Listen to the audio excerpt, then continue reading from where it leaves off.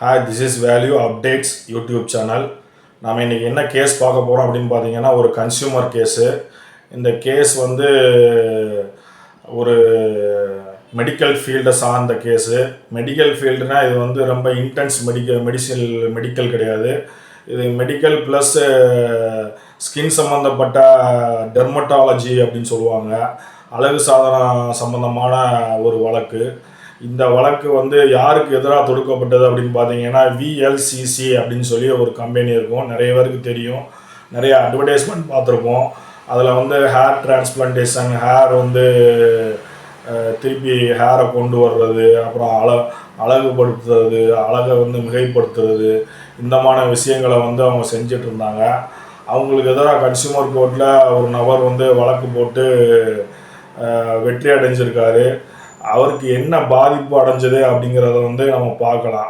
அதாவது இந்த வழக்கு என்ன அப்படின்னு சொல்லி பார்த்தீங்கன்னா, முடியை அகற்றும் போது ஏற்பட்ட காயத்துக்கு 40,200 ரூபாய் இழப்பீடு தர கன்சியூமர் கோர்ட் வந்து உத்தரவு பிறப்பித்திருக்கு.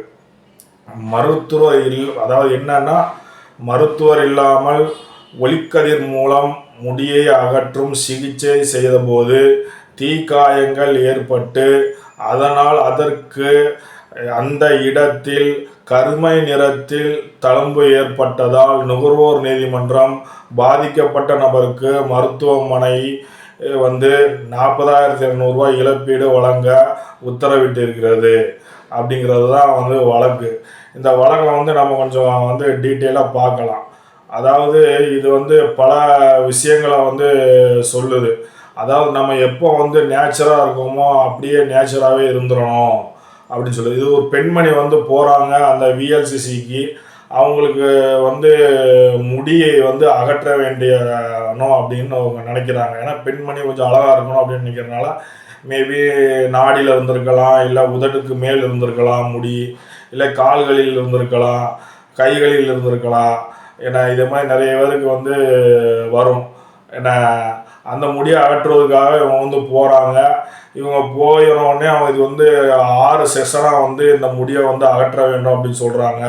அதுக்கு வந்து செலவு தொகையாக வந்து 47,200 ரூபா ஆகும்னு சொல்கிறாங்க 6 செஷனுக்கு. அந்த மொத்த பணத்தையும் அவங்க வந்து கட்டிடுறாங்க. ஏன்னா கட்டிட்டு ஒரு செஷன் 2 செஷன் போகும்போது அது எப்படி வந்து அந்த முடியை அகற்றுவாங்க அப்படின்னு பார்த்தீங்கன்னா, ஒளிக்கதிர், அதாவது லேசர் ட்ரீட்மெண்ட் பண்ணுவாங்க. அந்த லேசர் ட்ரீட்மெண்ட் வந்து அதை தெரிஞ்சவங்க, அதை டெர்மட்டாலஜியில் படித்த டாக்டர் இருந்து அதை பண்ணணும். அப்போ பண்ணால் தான் வந்து அதை கரெக்டாக பண்ண முடியும். இல்லை அப்படின்னா அது வந்து பிரச்சனைக்குரியதாக மாறிடும். அந்த மாதிரி இவங்க வந்து என்னென்னா, டாக்டர் வந்து அந்த டயத்தில் வந்து இல்லை, அவங்க இல்லாத நேரத்தில் வந்து பண்ணியிருக்கிறாங்க. அது பண்ண வந்து என்ன ஆயிருக்கு அப்படின்னா, அந்த இடத்துல வந்து பேர்ன் ஆகி தழும்பு உருவாகி எரிச்சல் வந்து வரக்கூடிய நிலைமைக்கு வந்து வந்துட்டு உடனே அவங்க வந்து வேண்டாம், எனக்கு வந்து நீங்கள் பண்ண தேவையில்லை, அதனால் வந்து நிப்பாட்டிடுங்க, இது வந்து தவறாக தெரிகிறது, எனக்கு சரியில்லாமல் போகுது அப்படின்னு சொல்லி பணத்தை ரிட்டர்ன் கேட்டிருக்காங்க. 47,200 ரூபாயை அவங்க வந்து ஆனால் வந்து பணத்தை வந்து கொடுக்க வந்து ரெடியாக இல்லை. ஏன்னா ரெப்யூட்டேட்டட் கம்பெனி அப்படின்னு சொல்லி சொல்லலாம். விஎல்சிசி, அதாவது slimming beauty fitness for men and women அப்படிங்கிறது தான் வந்து அவங்களோட பிராண்டிங்கு. என்ன இதெல்லாம் பண்ணிகிட்ருக்குறாங்க. நிறைய பேர் போகிறாங்க ட்ரீட்மெண்ட்டுக்கு. சில பேருக்கு சரியாகுது, சில பேருக்கு சரியாகாமையும் போயிடுது, சில பேருக்கு இந்த மாதிரியான தவறுகள் வந்து நடந்துடுது. டெர்மட்டாலஜி டாக்டர் வந்து இருக்கணும், ஆனால் டாக்டர் இந்த கேஸில் வந்து இல்லை அப்படிங்கிறத வந்து சொல்கிறாங்க. அப்புறம் வந்து கேஸ் வந்து அந்த பெண்மணி வந்து கேஸ் ஃபைல் பண்ணுறாங்க.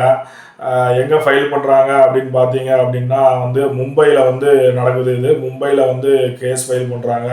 அதாவது central Mumbai consumer dispute redressal கமிஷனில் வந்து ஃபைல் பண்ணுறாங்க. விஎல்சிசி ஹெல்த் கேர் லிமிடெட் எகெயின்ஸ்டாக என்னென்னா negligence and unfair trade practice அப்படின்னு சொல்லி ஃபைல் பண்ணுறாங்க. அதுக்கு வந்து டிஃபிஷியன்சி சர்வீஸு சொல்கிறாங்க, காம்பன்சேஷன் கேட்குறாங்க.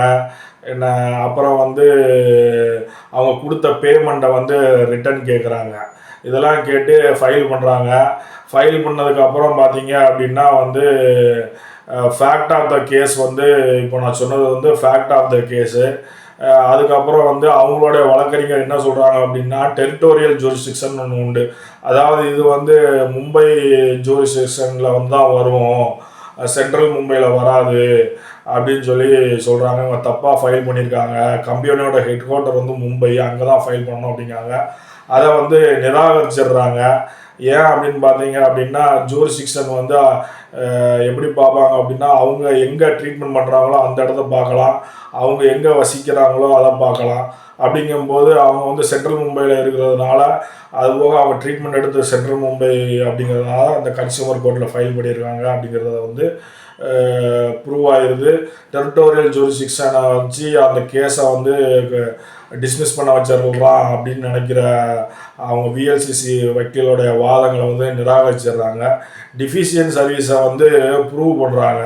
அதாவது எப்படி ப்ரூவ் பண்ணுறாங்க அப்படின்னா மெடிக்கல் வேறு டாக்டர்கிட்ட போய் அந்த டாக்டர்கிட்ட வந்து இன்ஜுரி இருக்குது எப்படி வந்தது அப்படின்னு சொல்லி மெடிக்கல் சர்டிஃபிகேட் வந்து ப்ரூவ் பண்ணுறாங்க. அதுபோக வந்து ஆர்கியூமெண்ட்டில் வந்து அவங்க மெடிக்கல் ப்ரொசீஜரை ஃபாலோ பண்ணலை கரெக்டாக. அதுபோக டாக்டர் வந்து கிளினிக்கில் டூரிங் இன்சிடெண்ட் அப்போ வந்து இல்லை அப்படின்னு சொல்லி சொல்கிறாங்க. அதை வந்து ப்ரூவ் பண்ணி கோர்ட்டு ஜட்ஜும் வந்து ஏற்றுக்கொள்ளுது.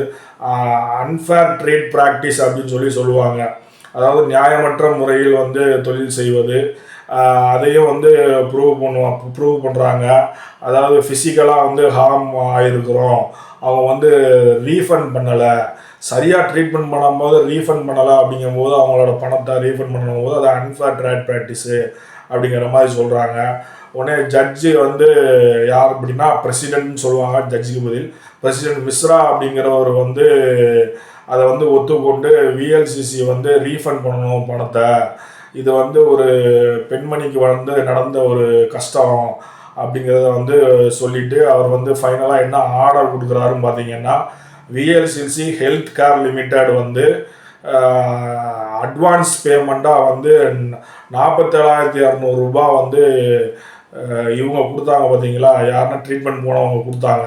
அந்த பணத்தை விஎல்சிசி ஹெல்த் கேர் லிமிடெட் வந்து 9% இன்ட்ரெஸ்ட்டோட கேஸ் ஃபைல் பண்ணதுலேருந்து இப்போ கேஸ் முடிகிற வரைக்கும் வந்து 9%ஓட கொடுக்கணும் பாதிக்கப்பட்டவங்களுக்கு அப்படின்னும், மற்றும் வந்து 30,000 ரூபா வந்து காம்பன்சேஷனாக வந்து விஎல்சிசி வந்து டிஃபிஷியன்சி சர்வீஸ்க்காக வந்து எமோஷ்னல் டிஸ்ட்ரெஸ்க்காகவும் ஃபிசிக்கல் டேமேஜுக்காகவும் வந்து 30,000 ரூபா வந்து கொடுக்கணும் அப்படின்னு சொல்லி ஜட்ஜி மிஸ்ரா வந்து சென்ட்ரல் மும்பை கன்சியூமர் கோர்ட் வந்து ஆர்டர் போடுது.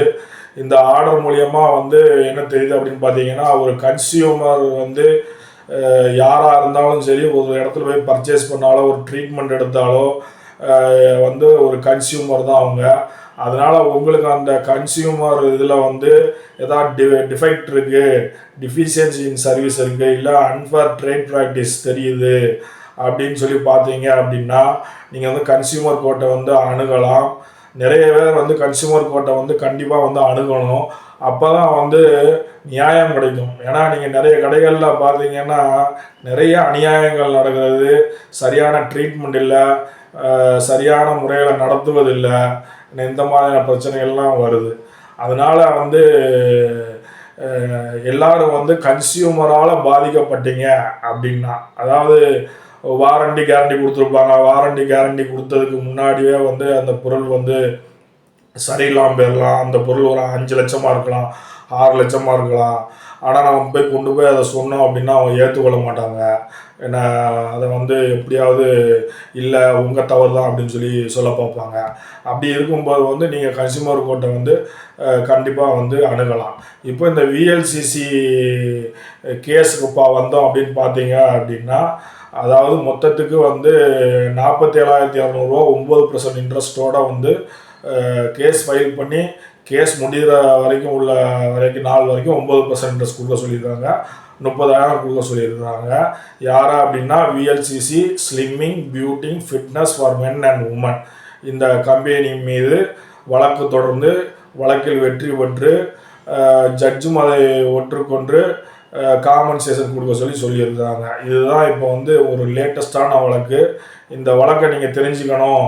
கன்சியூமர் ப்ரொடெக்ஷன் ஆக்ட்னு ஒன்று இருக்குது, அதையும் நீங்கள் தெரிஞ்சுக்கணும் அப்படிங்கிறதுக்காக வந்து இந்த பதிவை வந்து உங்களுக்கு வந்து பதிவு பண்ணுறேன்.